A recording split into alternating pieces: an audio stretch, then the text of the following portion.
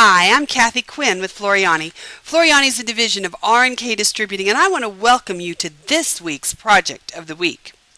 Now, I get questions a lot of times when I'm out teaching, and not only does it a lot of times cause me to learn more because I need to, sometimes to answer that question, it's something I've never done or never thought of, and I have to stretch a little bit. Well, I had a great question at my seminar a couple of weeks ago, and this I think is a fantastic answer for everybody. There's a lot of times, and we're going to create a shape. Let's just create a shape to start with. And I'm just going to come into my rectangle. You know how I am about the artwork.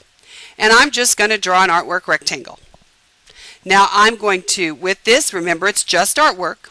So we haven't decided what it is yet as far as stitches. So I'm going to come along the bottom and I'm going to come to my first star and I'm going to make this a standard fill. So we have a fill stitch in here. Now I'm going to put some text on it. So I'm going to come to my text icon up here at the top. I'm going to left mouse click on it. Select just straight text by left mouse clicking on that. And now to activate that, I'm going to click on screen, but first I'm going to change the color so it isn't gray.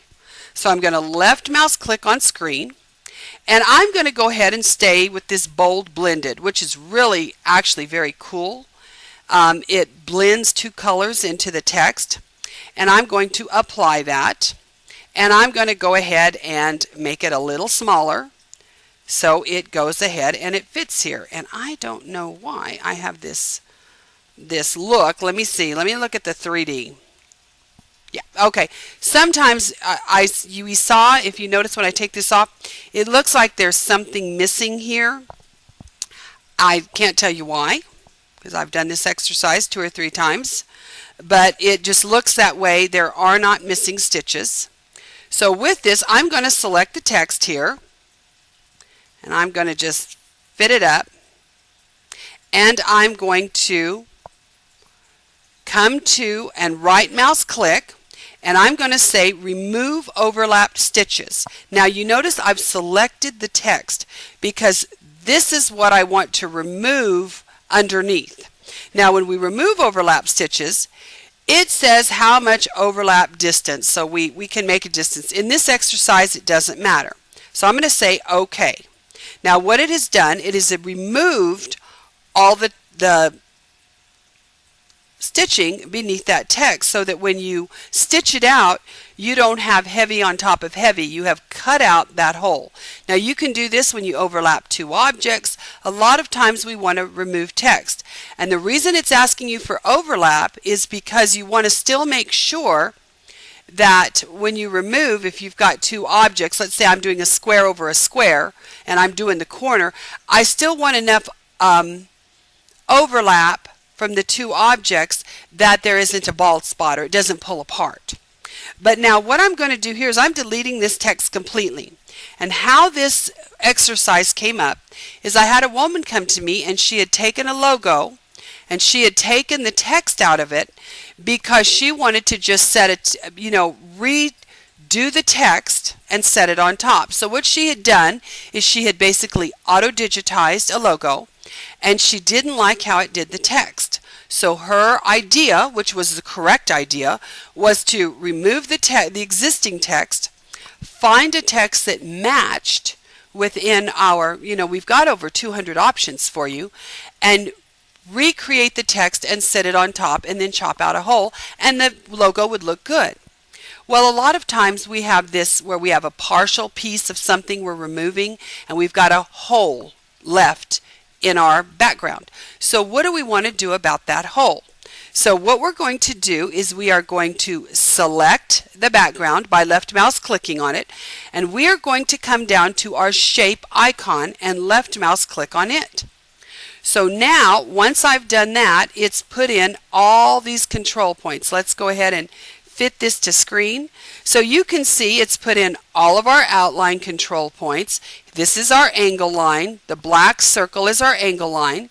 You can see my start icon, which is green. It's going to stop here. That means when it stitches out. And then if I wanted to change the shape of any of these letters, I could just move, or the whole, I could just move the blue boxes, which are our outline stitches. But what I want to do is remove these holes. So I'm going to put my cursor on the edge, and I'm going to right mouse click, and I'm going to say delete this hole. I'm going to put my cursor, I'm going to right mouse click and say delete the hole. So anytime you have removed an object and you have created a hole, you can simply delete that hole by doing it this way. Right mouse click, left mouse click on delete hole, right mouse click, left mouse click on delete hole, and right mouse click, left mouse click on delete hole. So what that has done is it's removed any holes in our background. Now in her case it was the lettering, but what if you had a design, and let's say you took an apple out of a design and you wanted to add an orange. You needed your apple tree to be an orange tree, and it left a hole. Well, again, you would right mouse click, you would go to your shape tool, you would select your background, go to your shape tool, and when I say your background, the piece that has the hole in it. Select your shape tool, then simply put your cursor inside that hole, right mouse click, and delete the hole.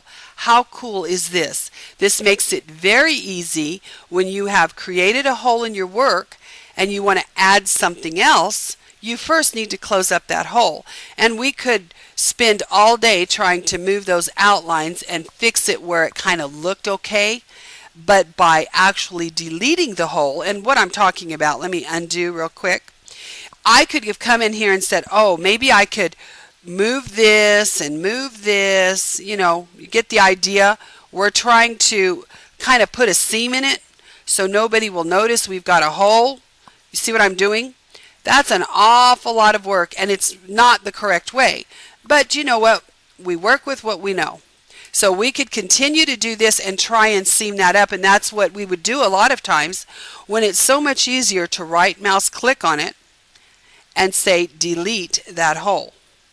Now I want you to notice something. If I put my cursor right here in the middle and right mouse click, you see nothing's happening because my software doesn't know what I'm doing. I need to put it on the edge of the hole where the line is, where the control points are attached. Then when I right mouse click, there comes my menu, delete hole. So you can see now how much cleaner and nicer this is than had I scooted all that over. And maybe when it's stitched out you'd barely be able to tell, but it wouldn't be perfect, and I would have taken a whole lot of time to do that with all those letters, where this was just a simple right mouse click and delete the hole. I hope you've enjoyed today's lesson, and I hope you're able to use it in a lot of different functions. I look forward to seeing you again next week. Thank you for coming to this week's Project of the Week.